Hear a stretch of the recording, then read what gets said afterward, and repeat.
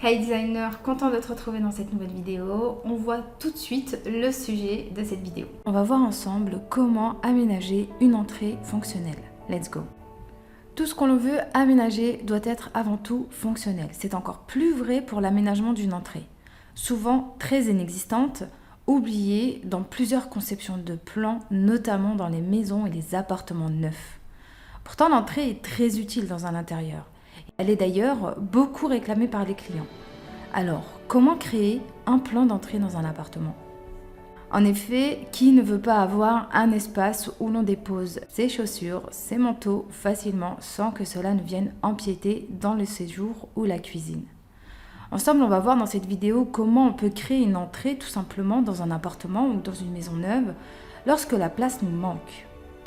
En 1, délimiter une entrée dans un salon avec le papier peint.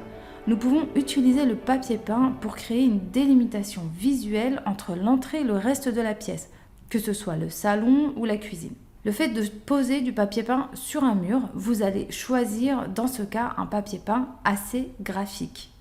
L'œil va être ainsi fortement attiré par cet espace et le considérer comme un espace détaché du reste du volume, sans forcément qu'il y ait de cloison. Dans cet espace, on va traiter et travailler sur la délimitation visuelle qui va être pour le coup verticale.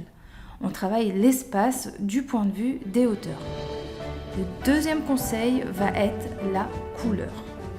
Comme avec le papier peint, vous pouvez utiliser la couleur. Cet exercice se fait aussi grâce à l'ajout de la couleur en peinture notamment.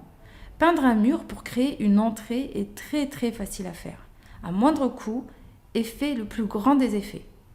On travaille toujours sur la délimitation visuelle qui va être verticale, tout comme avec le papier peint.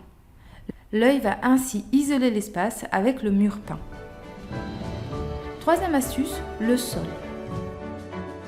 Moins fréquent, je vais aussi vous expliquer comment délimiter une entrée dans un salon grâce à la délimitation visuelle qui va être pour le coup horizontale.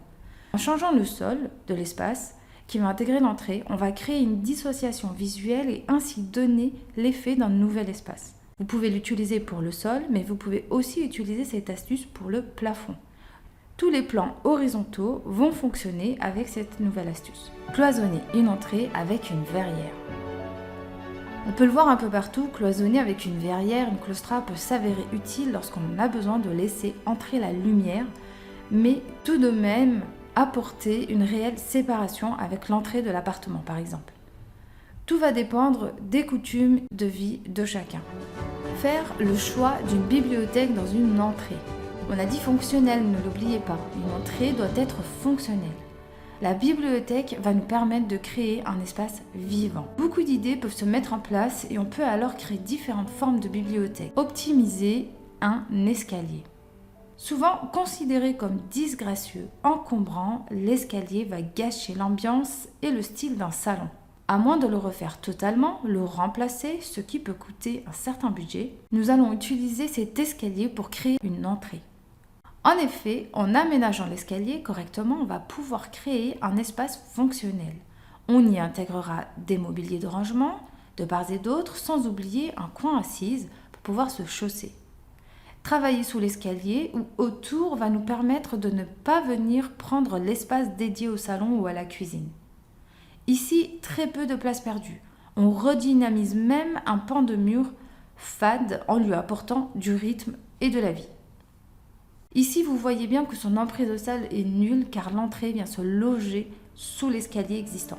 Pensez une alcôve autour de la porte d'entrée. Mettre en place des éléments pour créer un petit cocon autour d'un élément d'architecture, par exemple. Ainsi, on va contribuer à aménager une entrée dans un salon, même si vous n'en voyez pas.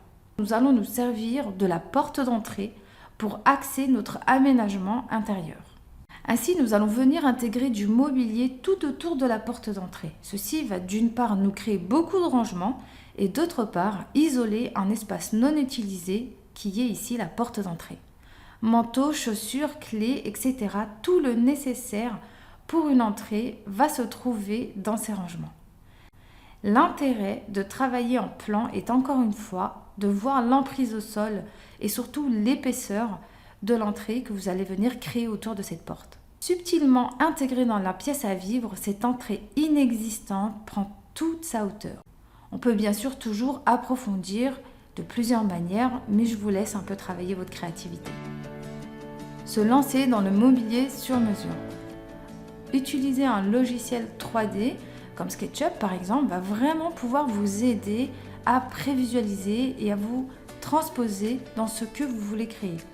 Voir si cela est possible, si cela est réalisable et surtout combien cela va vous coûter.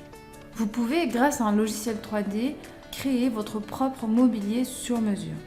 Après avoir fait quelques petits croquis très rapides et sommaires sur une feuille de papier, vous allez pouvoir designer votre propre mobilier sur un logiciel notamment comme SketchUp. Ceci va vous permettre de penser à tous les détails et de designer tous les éléments qui vont être présents dans votre mobilier. Ainsi, vous allez pouvoir envoyer vos plans à un menuisier pour qu'il puisse tout simplement réaliser votre projet. Ok designer, j'espère que ça t'a plu. Si c'est le cas, abonne-toi, like et partage et on se voit très vite dans une prochaine vidéo. Bye.